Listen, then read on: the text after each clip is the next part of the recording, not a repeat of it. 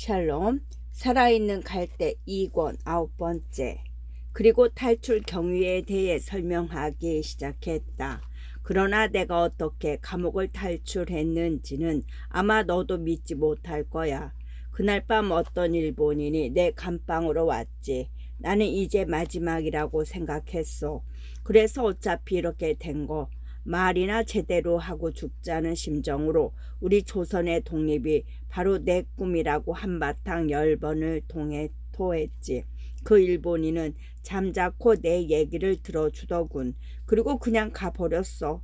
그런데 그가 사라진 후에 보니까 감방문이 슬며시 열려 있는 거야. 연환이 물었다. 그 일본인 이름을 아세요? 연춘의 대답을 듣고 연화는 그 일본인이 바로 자신의 전근을 허락해준 동경에서 기독교 학교로 다녔다던 그 젊은 학무국장이었음을 알았다. 이것이 바로 기적, 기독교인들이 말하는 기적이 아니고 무엇이겠는가. 이젠 연춘이 이것저것 묻기 시작했다. 아버님, 어머님은 다 안녕하시냐? 집안은 별거 없고. 연화나 어서 대답해봐라. 날이 새기 전에 멀리 떠나야 하니까. 연화는 부모님 안부며 자신의 결혼 얘기며 자식 둘을 낳은 얘기를 서둘러 했다. 형의 거친 얼굴이 일순 부드러운 표정으로 변했다. 네 아들을 한번 보고 싶구나. 나야 지금 목숨이 왔다 갔다 하는 몸이니 조선의 독립전쟁에 뛰어들 사람이 이젠 우리 집안에서 네 아들밖에 없을지도 모르지. 형제의 대화를 옆에서 잠자코 듣고 있던 인덕이 벌떡 일어나 안방으로 갔다. 양은 새근새근 잠들어 있었다. 그녀는 아들을 안고 연춘이 있는 광으로 돌아왔다. 아이는 막 잠이 깬 상태였으나 천성이 다정다감해서 그런지 처음 보는 삼촌인데도 별로 낯을 가리지 않고 웃었다. 그러다 갑자기 무슨 이유인지 웃음을 거두고는 엄마 품에 안겼다. 그리곤 삼촌의 눈동자를 뚫어지게 쳐다보다가 환성을 지르더니 다시 삼촌에게 팔을 벌리며 몸을 기울였다. 연춘이 재빨리 붙잡지 않았더라면 아이가 넘어졌을 것이다. 아이는 삼촌 품에 꽉 안겨서 두 팔로 삼촌의 목을 안고 자기의 볼을 삼촌의 볼에 비벼댔다. 그리고 다시 고개를 들더니 삼촌을 바라보며 큰 소리로 웃었다. 아이는 이런 행동을 되풀이했는데 연환과 인덕은 너무도 뜻밖이라 그저 멍하니 바라보고만 있었다. 인덕이 소리쳤다. 웬일이죠? 얘가 삼촌을 알아보네요. 우리한테도 이렇게까지 우리한테도 이렇게까지 정답게 군 적이 없었는데 얘가 형님을 알아보는 품이 전생에 인연이 있었던 모양이죠. 연화는 이렇게 말하면서도 심정이 착잡했다. 웬일인지 양은 아주 흥분해 있었는데 웃는 것인지 우는 것인지조차 분간하기 어려운 어떤 격정 상태에서 삼촌에게 무엇라 말하려 애쓰면서도 자기 마음을 제대로 전달하지 못하는 모양이었다. 연춘도 그러한 조카를 진정시키지 못하고 그저 힘껏 안아줄 수밖에 없었다. 이렇게 몇 분이 지났다. 연춘은 아이를 인덕에게 넘겨주고 광을 나섰다. 캄캄한 마당에서 두 형제는 손을 꼭 잡고 이별의 말을 몇 마디 속삭였다. 언제 또 만나게 될까요? 연환이 입을 열었다. 아마 다시 만나기 어렵겠지. 하지만 혹시 아니 생각보다도 훨씬 빨리 만날 수 있을지. 아무튼 나는 중국으로 돌아가야 해. 중국이요? 거기는 왜요? 중국에서는 지금 인류 역사상 가장 위대한 혁명이 일어나려 하고 있어. 거기서 많은 것을 배워야 해. 언젠가 조국에 다시 돌아오면 거기서 배운 것들을 실천해야지. 돈 좀 있니? 예, 아무래도 형님한테 필요할 것 같아서 준비해 두었어요. 연화는 그동안 모아둔 은전 한 꾸러미를 연춘에게 건네주었다. 두 사람은 헤어졌다. 그런데 연춘이 몇 발자국 내딛더니 갑자기 돌아서서 말했다. 연환아, 아까 양이 왜 그랬는지 모르겠구나. 그러나 이 점은 분명해. 그 아이가 태어날 때 어떤 위대한 인물의 영혼이 들어간 거야. 나는 불교도가 아니야. 아니, 종교란 걸 아예 안 믿지. 그러나 양이 평범한 아이가 아니라는 것만은 나도 알 수 있어. 그 아이를 소중하게 키워라. 양은 어떤 운명을 타고난 아이다. 연초는 이 마지막 말을 남기고 어둠 속으로 사라졌다. 집으로 돌아온 연화는 형이 남기고 간 말 때문에 마음이 무거웠다. 방 안으로 들어오자 양은 새근새근 잠들어 있었다. 아내 인덕은 그 옆에서 잠옷바람으로 자기의 긴 머리를 다듬고 있었다. 애가 다시 제 정신이 든 모양이지. 연환이 물었다. 네, 그런데 말이죠. 애가 무섭게 달라질 것 같아요. 예수님의 어머니 마리아의 심정을 이제 저도 이해할 것 같아요. 언젠가 이 아이도 무정하게 여인이여, 내가 당신과 무슨 상관이 있어? 라고 말하겠지요. 연환이 아내를 위로했다. 우린 지금 신경이 너무 날카로워져 있어. 쟤는 아직 어린아이일 뿐이야. 그러나 인덕은 여전히 마음이 가라앉지 않는 모양이었다. 그녀가 우울하게 말했다. 앞날이 두려워요. 어떤 두려운 미래가 우리를 기다리고 있는 것 같아요. 그렇다고 우리가 그 미래를 서둘러 만나볼 필요는 없겠지. 연하는 이렇게 대답했다. 그러나 아까 형한테서 들은 이야기는 입 밖에도 꺼내지 않았다. 연화는 아주 신중하고 끈기와 인내력이 강한 사람이었다. 조선이 만약 일제의 침략을 당하지 않았더라면 그 역시 다른 시골 양반들처럼 논밭은 소작인들에게 맡기고 아이들은 집안에 독선생을 두어 가르쳤을 것이다. 그리고 아내에게 집안일을 돌보도록 하면서 자신은 선비 노릇이나 하고 살았을 것이다. 그의 본능은 평안을 희구하고 있었다. 따라서 기독교 신자가 된 것은 그에게 하나의 혁명이었다. 연환이 기독교에 끌린 것은 전쟁과 폭력과 잔혹이 난무하는 이 시대에 기독교가 민족과 민족의 평화 그리고 개인과 개인의 화목을 옹호하기 때문이었다. 그러나 그의 어느 봄날 인덕에게 일어난 사건이 아니었더라면 연하는 기독교인이 되는 것 이상의 혁명은 결코 감행하지 않았을지도 모른다. 딸 아이가 겨우 2살이 되었을 때였다. 딸 아이는 영리했고 좀처럼 엄마와 떨어지려 하지 않았다. 그래서 인덕이 어디를 가든 치맛자락이나 손가락을 붙잡고 따라다녔다. 집안이나 마당에서 인덕이 좀 쉬고 있으면 딸아이는 엄마 무릎 위에 앉아 아버지는 거들떠 보지도 않았다. 그래서 연화는 까다로운 딸보다 아들을 더 가까이 했다. 물론 연환과 인덕이 그렇게 의식하고 있었던 것은 아니지만 엄마를 찾는 딸과 아버지를 따르는 아들, 두 아이의 이러한 차이 때문에 자연히 부부 사이에도 어떤 거리감이 생겼다. 연하는 학교에서 퇴근하여 집에 오면 딸의 투정과 그것을 달래는 아내를 피해 서재로 들어갔고 그러면 아들이 뒤따라왔다. 그리고 그동안 모녀는 안방에서 지내는 시기였다. 딸 아이는 엄마가 옆에 없으면 자려고도 하지 않았다. 그래서 인덕은 딸 아이가 잠들 때까지 옆에 있어야 했다. 그러다 피곤한 인덕도 그대로 잠들어 버리곤 했다.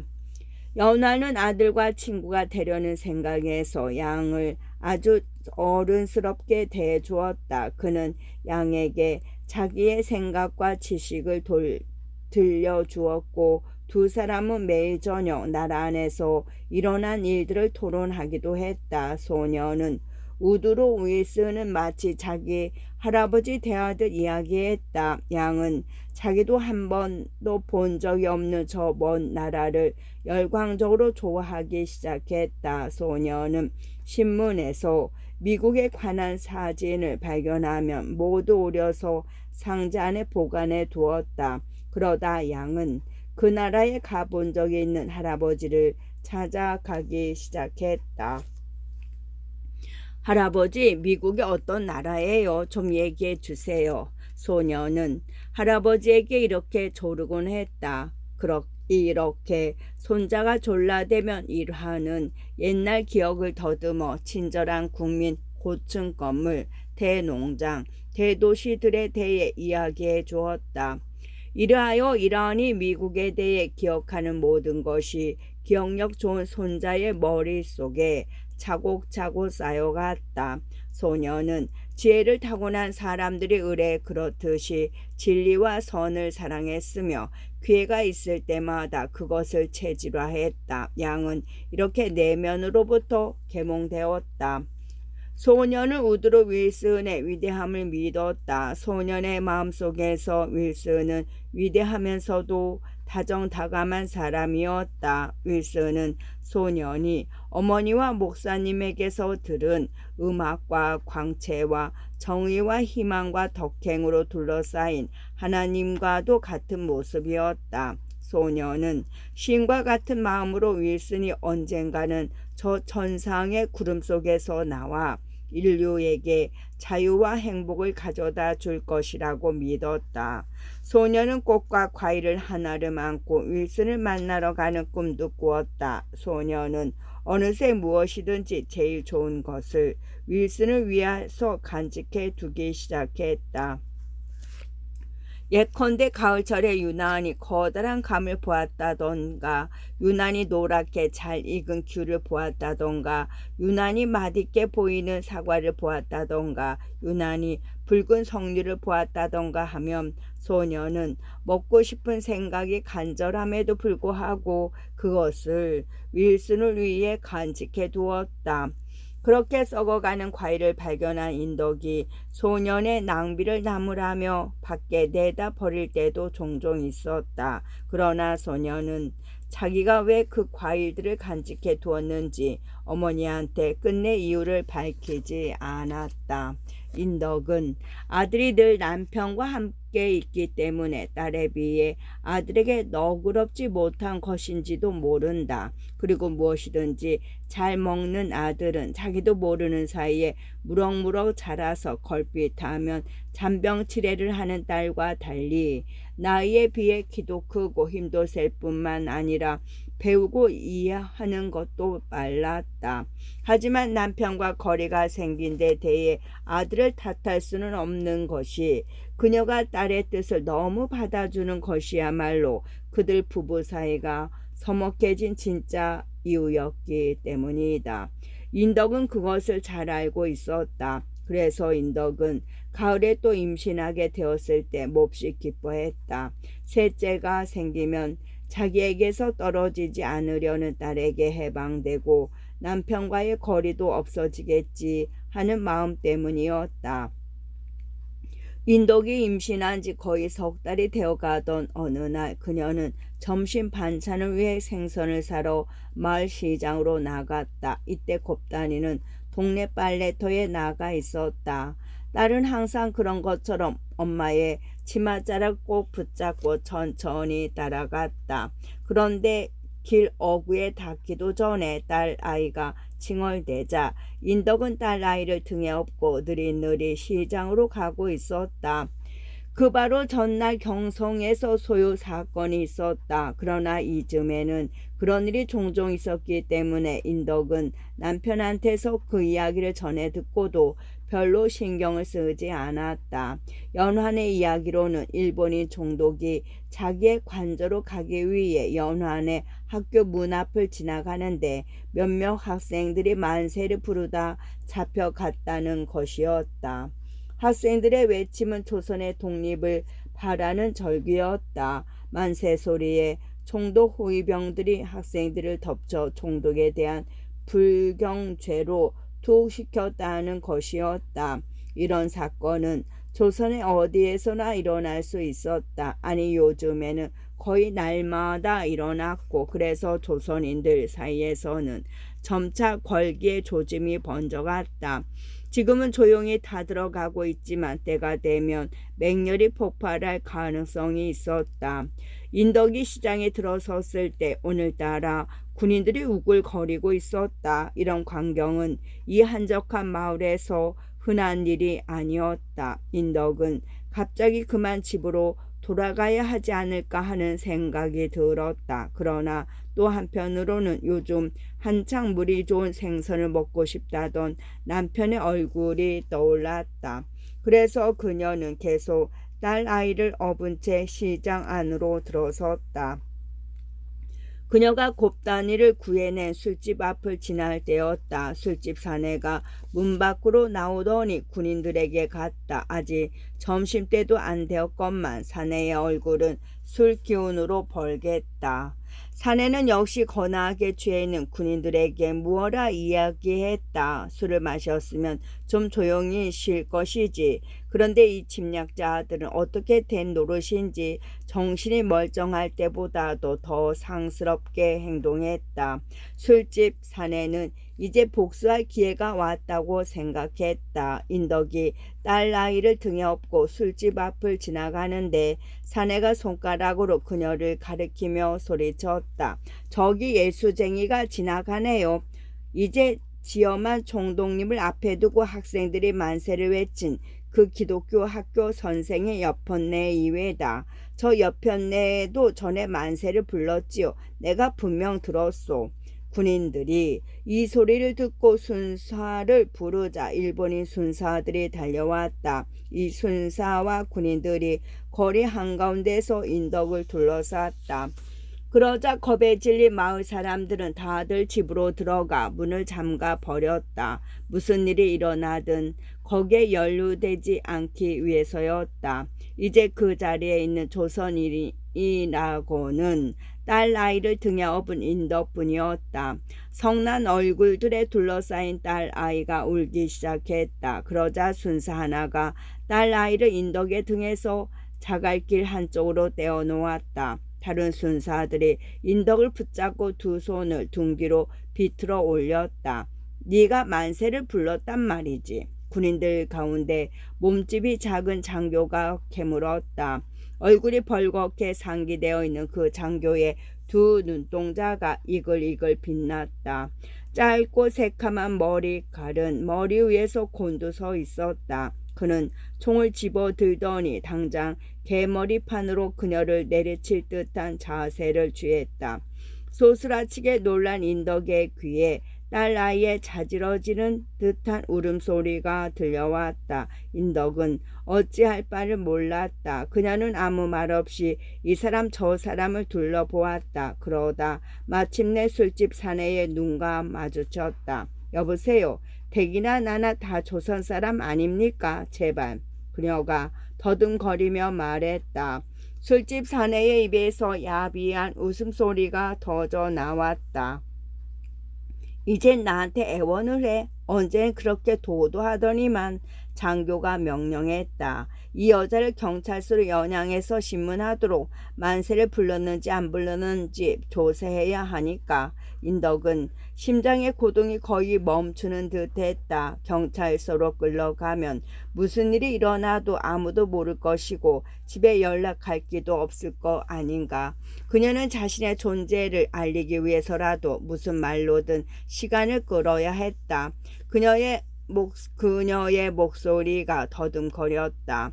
입술은 바싹 말라 말이 제대로 나오지 않았다. 아주 오래전에 그래요. 아마 아주 오래전에 제가 만세를 불렀을지도 모르지요. 하지만 맹세코 그것으로 충분했다. 군인들은 괴성을 지르며 손뼉을 쳤다. 순사들이 그녀를 양쪽으로 붙잡고 거리 저편 경찰서로 연행하려 했다.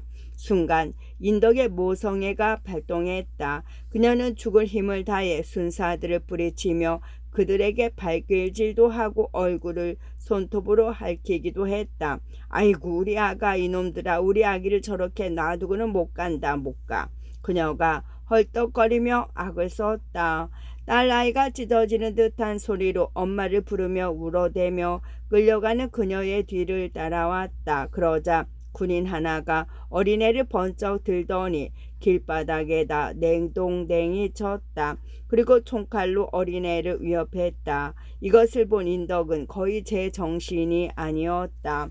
이때 길가에 어느 집문이 획 열리더니 한 부인네가 뛰쳐나와 아이를 안고 집으로 들어가 버렸다. 인덕은 안도의 한숨을 내쉬며 차마 한 귀퉁이로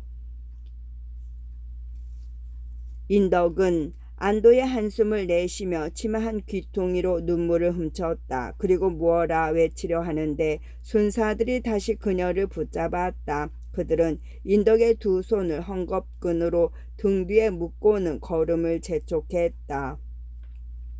그녀는 곧 순사들에게 둘러싸인 채 경찰서에 도착했다. 공포감이 전신을 엄습했다. 혈관 속의 피가 서서히 식고 시야가 흐려지며 가슴에 호흡이 정지되는 것 같았다. 인덕이 붉은 벽돌 건물 안으로 들어서자 군인인지 순사인지 그녀 뒤에 있던 한 녀석이 냅다 발길질을 했다. 발길에 채인 그녀가 앞으로 고꾸라지며 어떤 방 안으로 넣어졌다. 그녀는 몸을 일으키려고 안간힘을 썼으나 손목이 등 뒤로 묶여있어 일어날 수가 없었다. 그녀가 간신히 고개를 들려 하는데 순사 하나가 구둣발로 목을 누르며 몽둥이질을 시작했다. 그러더니 인덕을 잡아 일으켜 손목을 풀어주었다. 그녀가 숨을 돌리고 헝클어진 머리를 뒤로 넘기려는데 바로 그때 이미 그곳에 들어와 있던 서장이 그녀에게 옷을 벗으라고 명령했다. 그녀는 매서운 눈초리로 서장을 노려보았다. 서에 잡혀온 여자들이 어떻게 발가 벗겨진다는 말은 이미 듣고 있었지만 그 일이 막상 자신에게 닥치고 보니 몸이 얼어붙는 것 같았다. 그녀는 마치 아무 소리도 못 들었다는 듯이 서장을 노려보고만 있었다. 옷을 벗으란 말이야. 서장이 다시 고함을 질렀다. 그녀는 더듬거리며 말했다. 서장님, 저는 남편이 있는 몸입니다. 그것도 지치있는 남편이. 그리고 또 자식이 있는 어미입니다. 제발 좀 체면을 생각해서. 그러자 순사들이 괴성을 지르며 달려들어 그녀의 옷을 잡아 찢었다. 그녀는 속옷을 꼭 붙들고 버티려 했으나 그들은 속옷마저 찢어버리고 말았다.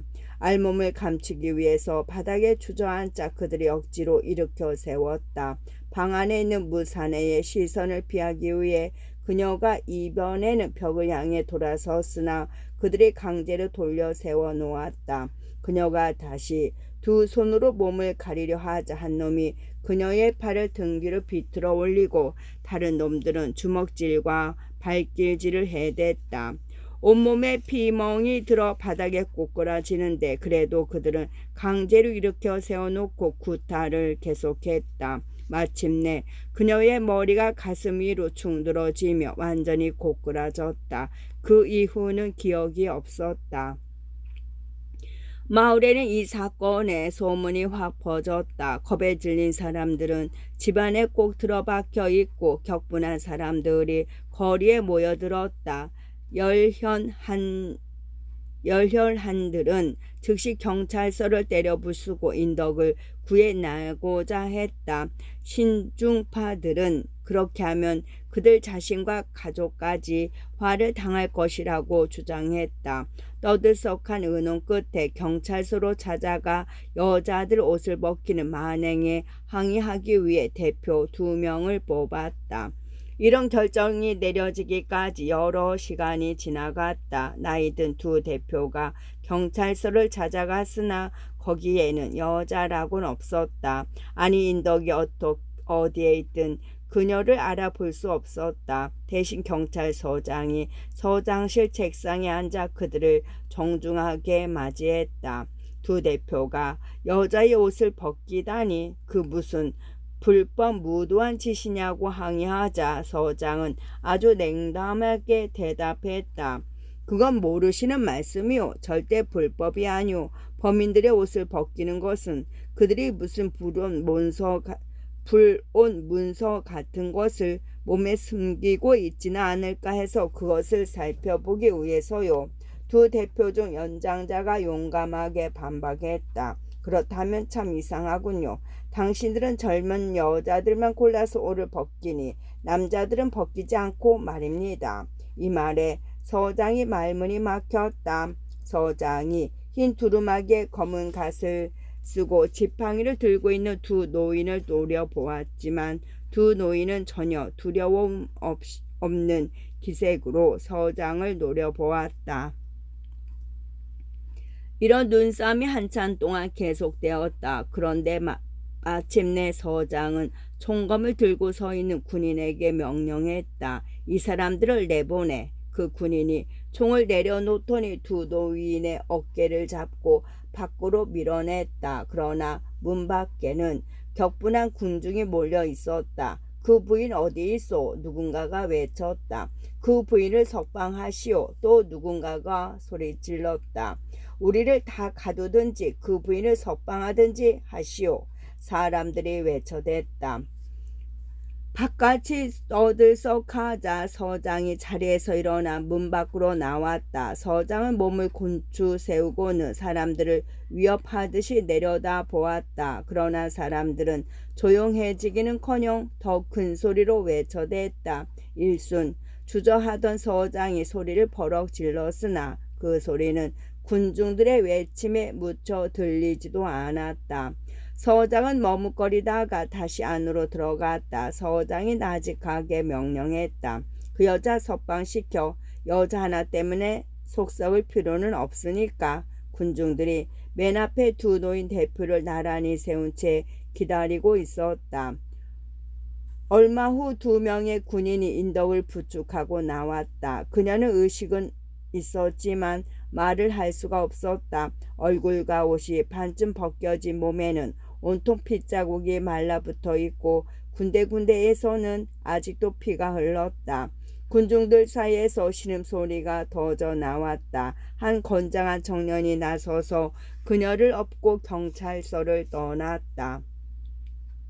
군중들이 그 뒤를 따르면서 남자들은 신음소리를 내고 여자들은 통곡했다. 인덕의 아이를 보호하고 있던 안악이 아이를 데리고 왔다. 그들은 인덕과 아이를 집까지 데려다 주었다. 연한이 연일 때처럼 해질 무렵에 아들과 함께 집에 돌아오니 곱단이가 문 앞에서 기다리고 있다가 입술에 손가락을 갖다 대며 조용히 하라고 신호했다. 연한이 물었다. 아이 엄마는 어디 계시고? 그가 돌아오면 의뢰 인덕이 문 앞으로 나와 그의 신발을 벗겨 주었던 것이다. 곱단이가 그를 부엌으로 끌고 가더니 마늘 냄새를 풍기며 속삭였다. 마님이 맞으셨어요. 맞다니? 연한이 주춤 뒤로 물러서며 물었다. 곱단이가 그 경위를 설명하기 시작하자 연한은 자신의 귀를 의심하며 그 이야기를 들었다. 문 밖에만 나가면 정숙한 안악도 안전치 못하니 도대체 어쩌란 말인가. 그는 곱단이의 이야기가 채 끝나기도 전에 이렇게 중얼대며 인덕이 누워있는 방으로 뛰어 들어갔다. 곱단이가 이미 인덕의 머리에 붕대를 감고 곳곳에 난 상처를 닦아 주었는데 인덕은 입술이 부풀어 오르고 눈은 퉁퉁 부은 채 뻣뻣이 누워 있었다. 연한이 인덕 옆에 무릎을 꿇고 앉았다. 아니, 그놈들이 도대체 어떻게 했기에 인덕의 버럭게 멍든 눈가에서 마치 고름과도 같은 눈물방울이 뚝뚝 흘러내렸다. 아무한테도 말하지 마세요. 인덕이 속삭이듯 말했다. 내가 어머니를 모시고 오지. 아무도 안 돼요. 여자는 더군다나 안 돼요. 제 어머니일지라도 안 돼요. 인덕이 잦아들어가는 목소리로 말했다. 그렇다면 미국인 의사를 당장 데려와야겠군. 이렇게 말하며 그는 다시 시내로 나가려다가 문득 곱단이에게로 돌아서며 이를 그의 부모에게 알리지 말라고 일렀다. 내가 나중에 이야기할 테니. 그는 이렇게 말하기가 무섭게 경성을 향해 바쁜 발걸음을 옮겼다. 그러나 그때 연환이나 곱단이나 아들 양이 이 이야기를 다 듣고 있었다는 것을 눈치채지 못했다. 곱다니는 다시 부엌으로 가서 연한의 어린 딸에게 밥을 먹여 주었다. 이제 엄마가 자기를 돌볼 수 없게 되자 딸 아이는 곱다니에게 매달렸던 것이다. 양은 아버지가 다시 나가자 어머니가 있는 방으로 갔다. 그는 문턱에서 어머니의 그 무시무시한 몰골을 바라보았다. 아니, 우리 엄마가 이 모양이라니. 그는 울컥 치솟는 울음을 막으려 두 손을 입에 갖다 댔다. 그리고는 집 밖에 있는 대나무 밭으로 뛰어가 땅에 벌렁 들어 누웠다. 연화는 먼저 목사부터 찾아가 인덕이 당한 일을 이야기했다. 두 사람은 함께 미국인 의사에게 가서 인덕이 얼마나 다쳤는지를 설명해 주었다. 두 미국인은 서로의 얼굴을 쳐다보았다. 의사가 분개하며 중얼거렸다. 우리가 언제까지 침묵을 지켜야 한단 말이오. 이래서야 어찌 우리가 조선인들을 지켜줄 수 있단 말이오. 그는 더 이상 아무 말 없이 즉시 의료 도구를 챙겨 넣더니 연환의 집으로 향했다. 미국인 의사는 능숙한 솜씨로 상처를 닦아낸 다음 인덕을 마취시켰다. 그리고는 바늘과 실을 꺼내 여기저기 찢어진 상처들을 꿰맸다. 그때 다시 집으로 돌아온 양은 방문 앞에 서서 이 광경을 지켜보았다. 처음에 그는 섬뜩 놀랐다. 그래서 비명을 지르지 않으려고 두 손으로 입을 막았다. 그는 어머니가 편안한 모습으로 잠드는 것을 보고서야 조용히 발꿈치를 들고 방으로 들어와 아버지 곁으로 갔다. 그리고 여전히 입을 꾹 다물고 아버지 손을 잡았다. 미국인 의사는 일을 다 끝마치고서야 소년을 발견했다. 그는 양에게 미소를 보냈다. 그러자 양이 용기를 내서 질문을 했다. 소년은 의사에게 가까이 다가가더니 그를 진지한 눈으로 바라보았다. 우드루 윌슨에게 우리 어머니를 도와달라고 말씀해 주시겠어요? 연하는 어떻게 해서 아들이 미국 대통령을 우상시하게 되었는지 바삐 설명했다. 미국인 의사는 왕진 가방을 다시 챙겨 넣으면서 연환의 이야기를 들었다. 그는 이야기를 들으며 아직도 마취에서 깨어나지 않은 인덕을 향해 간간히 고개를 끄덕였다. 의사가 자리에서 일어나며 연환에게 말했다. 부인은 며칠 뒤면 회복하실 것입니다. 그러나 푹 쉬셔야 합니다. 태아에는 이상이 없습니다. 참으로 다행입니다. 그리고 방문을 나서기 전에 꼿꼿이 서서 자기를 지켜보고 있는 양에게 다가서며 말했다. 우상을 갖지 않는 것이 좋단다. 그의 입가에 서글픈 미소가 스쳐갔다. 저녁 시간이 꽤 늦었는데도 인덕은 아직 마취에서 깨어나지 않고 있었다. 곱다니가 두 아이에게 저녁을 먹이고 잠자리를 보아주는 동안 연하는 아버지 집으로 건너갔다. 이란은 이미 잠옷을 입고 있었다. 이란이 촛불을 들고 문을 열었을 때 깜빡거리는 불빛 때문에 아버지의 그림자가 흔들렸다. 그리고 연하는 처음으로 세월이 얼마나 아버지를 주름지게 했는지 보았다. 그는 평생 아버지를 의지해서 살아왔다. 언쟁으로 두 사람 사이에 거리가 생겼을 때조차도 그것은 잠시 동안이었을 뿐 그는 곧바로 아버지 곁으로 돌아오곤 했다. 지금 그는 문 앞에서 우물쭈물했다. 또 아버지한테 이 고민을 털어놓아야 할까? 저 무거워 보이는 아버지 등 위에다 이 짐까지 지워야 할까? 들어오너라. 바람 때문에 촛불 꺼지겠다. 제가 너무 늦었군요. 연환이 여전히 머뭇거렸다. 아니다. 들어오너라. 이란이 거듭 재촉했다. 연환은 아버지의 권유를 마다할 수 없었다. 그가 문을 들어서자 아버지는 그를 서재로 데리고 갔다. 그리고 촛불을 책상 위에 놓았다. 앉거라. 이라는 평상시와 같은 자리에 앉았으나 연화는 마음이 가라앉지 않아 그대로 서서 아버지를 내려다보며 어떻게 말을 꺼내야 아버지에게 충격을 주지 않을까 생각했다. 그러다 그는 불안과 우울함이 솟구쳐 아무 말도 할 수 없었다. 그는 자신을 억제하려고 애썼으나 몸이 떨리고 얼굴이 일그러지는 것을 어쩔 수 없었다. 아버지는 늘 침착하고 냉정하던 아들의 느닷없는 모습에 놀랐다. 어서 말해보거라. 그렇지 않으면 네 몸이 터지고 말 게다. 이러니 재촉했다. 지금도 아버지의 근엄한 음성은 어렸을 때나 마찬가지로 여전히 무게를 지니고 다가왔다. 그는 더듬더듬 인덕에게 일어난 일을 숨김없이 털어놓았다. 이라는 눈을 크게 뜨고 입을 꾹 다문 채 아들의 이야기를 귀담아 들었다. 그리고 한 번도 말을 막지 않았다. 이야기를 다 끝내자 연화는 목젖에 걸려있던 무슨 덩어리가 목구멍 속으로 녹아 내려가는 듯한 기분이었다. 그는 편안한 숨을 쉬며 자리에 앉았다. 그리고 하얀 명주 수건으로 얼굴을 훔쳤다.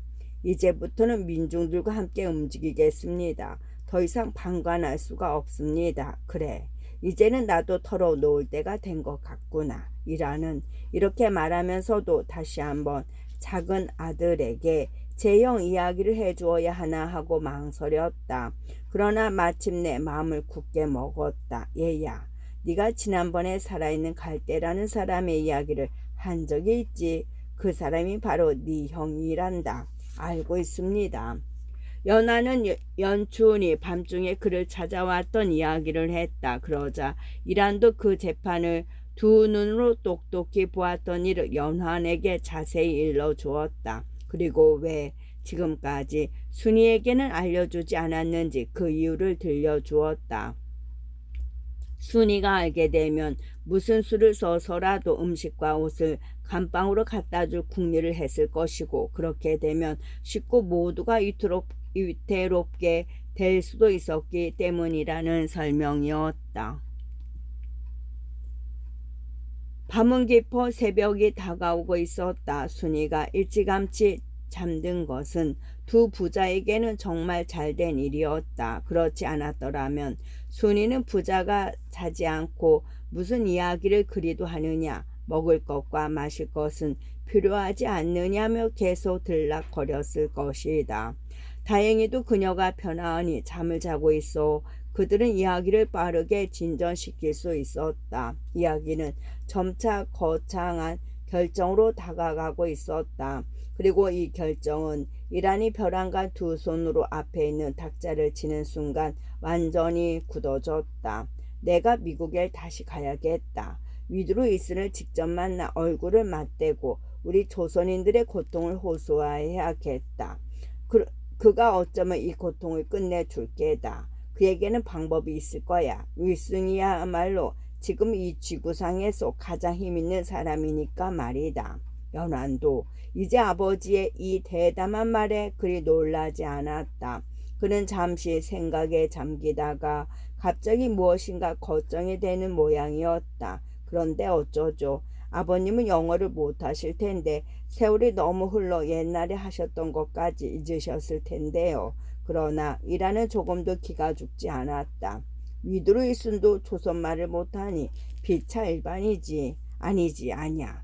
양쪽 말을 다 하는 조선 젊은이를 찾아서 함께 가야지. 별로 힘들지 않을 게다. 말을 배우는 것보다 쉬운 일은 없단다. 나야 이제 다시 배울 시간이 없을 뿐이야. 당장 가야겠다. 그것은 이 조선 땅 안에 있는 동포들만을 위한 게 아니야. 세계 곳곳에서 조선의 망명객들이 해방의 날을 기다리고 있다. 200만이 넘는 동포들이 남의 나라 땅에서 고국으로 돌아갈 날을 손꼽아 기다리고 있지. 100만 명은 만주에, 80만 명은 시베리아에, 30만 명은 일본에, 그리고 또 그 수를 알 수 없는 동포들이 중국, 멕시코, 하와이, 미국에 있단 말이다. 나는 조선의 한 노인으로서, 조선의 한 아버지로서 미국에 가는 거야. 위드루이슨도 아마 내 하얀 머리를 존중할 게다. 저도 같이 가겠어요. 아들이 나섰다. 너는 안 된다. 아버지가 막았다. 연로하신 아버님께서 그 먼 나라로 떠나시겠다면 어머니께서 가만히 있지 않으실 텐데요. 이러하니 근엄하게 말했다. 나는 네 어머니에게 많은 자유를 주고 있어. 그러나 내가 해야 될 임무가 무엇인지 그것까지 결정할 권한은 주지 않았어. 만약 무슨 나쁜 일이 생겨 내가 이곳 땅에서 죽게 되면 너라도 여기에 남아 가족과 민족을 위해 내 역할을 대신해야 되지 않겠느냐, 애야.